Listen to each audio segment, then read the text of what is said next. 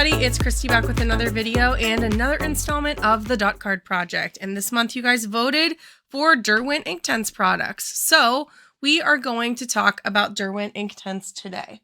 So in this box right here, I have, if I can open it, my Derwent Inktense 24 half pan set of pan paints. So this is one part of the Derwent Inktense line. And then I have in this lovely portfolio over here, my Inktense pencils. And the Inktense pencils and the Inktense blocks have the same colors, the same 72 colors. So we will look at these. There they all are in their glory. And then we will go ahead and also look at the Inktense pan paints. Fun fact, there are several colors in these pan paints that do not exist anywhere else in the Inktense line. I did not know that until I started kind of planning this video out. So let's go ahead and take a look at what I put in my book for the swatches. Since we don't actually have a dot card here, I went ahead and I colored out all 72 pencils and I numbered them, and that was a project. And then on the side over here, we're going to do the pan paints. Sorry, it's not like the most perfect swatch card ever, but I did want to swatch those right next to the Inktense pencils so that we could see the difference. I don't have the blocks, and I don't think I'm getting the blocks because I really don't see the value in having both for myself as an artist. I don't really like to pick up things, and I wouldn't enjoy the tactile feel of the blocks versus having a pencil. And I love the pencils. So I think that this is how I'm going to present this to you. And we'll talk a little bit about this line a little bit more at the end. But in general, Inktense is an ink. It's like a watercolor ink. So the idea is that it is permanent once it's laid down.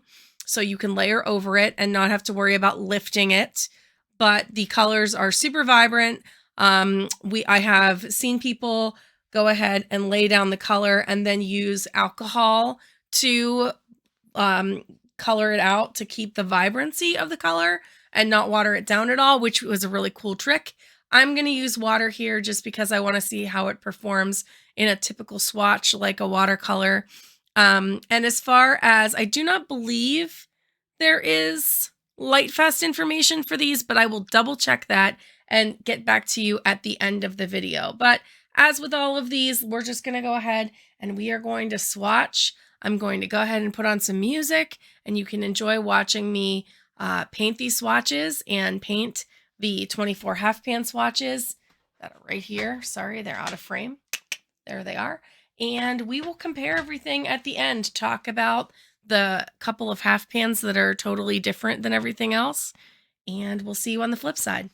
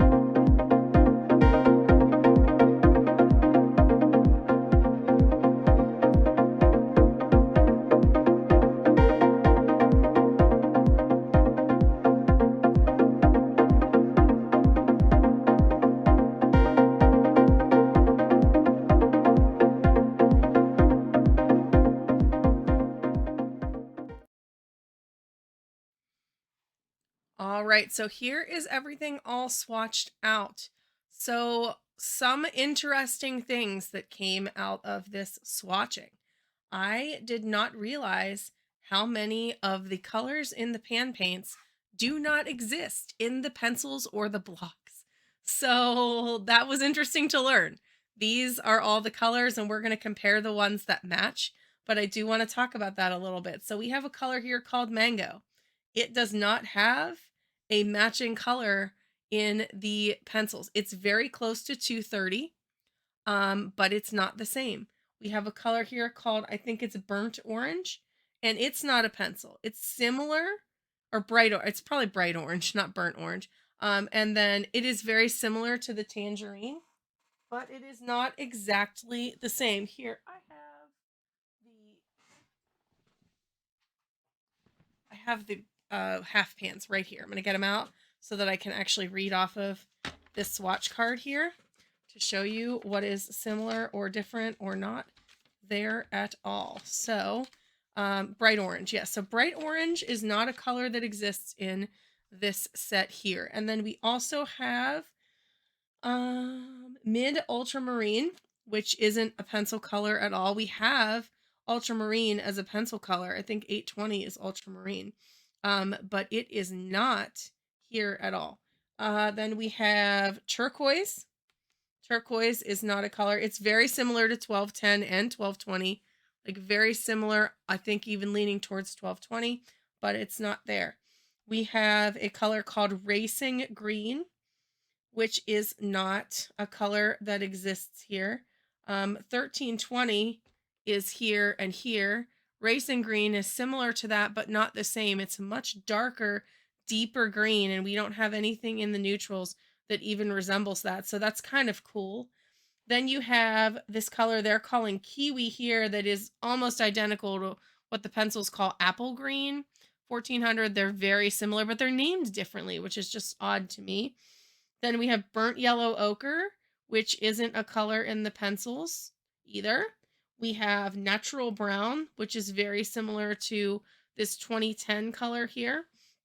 And yeah, so I was surprised at how many of them didn't match up directly. And I am learning that just looking shot for shot at the ones that do match. So for example, let's take a look here at this paint color, which is 1000, and then look at 1000 here. You can see that this one is just much deeper, right? There's just more pigmentation in the half pans. 1920 is another good one. Like the pigmentation is much, much deeper here. 510 versus 510. You can really see it there, right? That's the same thing, and the pigmentation that you would have to scribble out to use those pencils to get is just it's very different. So yeah, that is kind of the comparison there. Overall, I think these pencils have rich, vibrant colors. I think for what they are, they're super unique and super cool.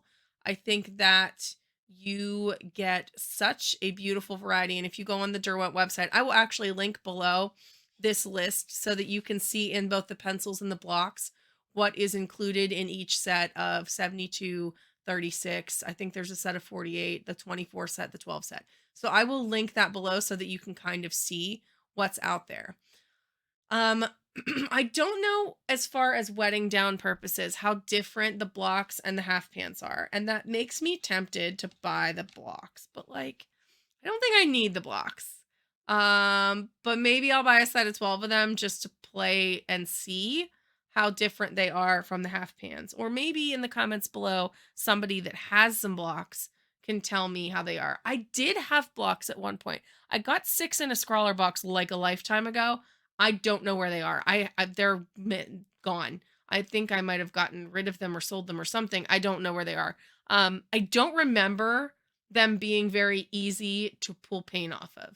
But then that was a long time ago, and I've learned a lot about art supplies since then. So I would be tempted to check. I will say I have blocks of the white, and it does work exactly like this antique white over here. And you'll notice how the antique white is much more opaque here than it is on the pencil. The pencil white is not nearly as opaque. It's almost like the formula there is a little bit different. I can't say that for certain, but it does seem that way. But it does seem like the block mimics the paint pan more than it mimics the pencil. And I don't know if that would be true for all of the blocks. So I don't know, maybe I'm getting the blocks. Tell me in the comments below if you want me to spend more money on the blocks. I can look into that if you guys want it, because everything I do for you guys here.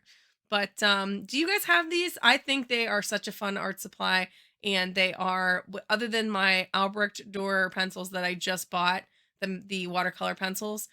These are my favorite watercolor pencil to reach for. I like them. I like the fact that I can do a layer and then go right over it and not worry about lifting, because when I'm doing something in watercolor pencil, that is often what I want and what I'm looking for. And I think that's going to be it for me today. I hope that you enjoyed looking at these. And if you want to know anything else, please leave me a comment and let me know what that is. And we will see you guys in the next video. Bye for now.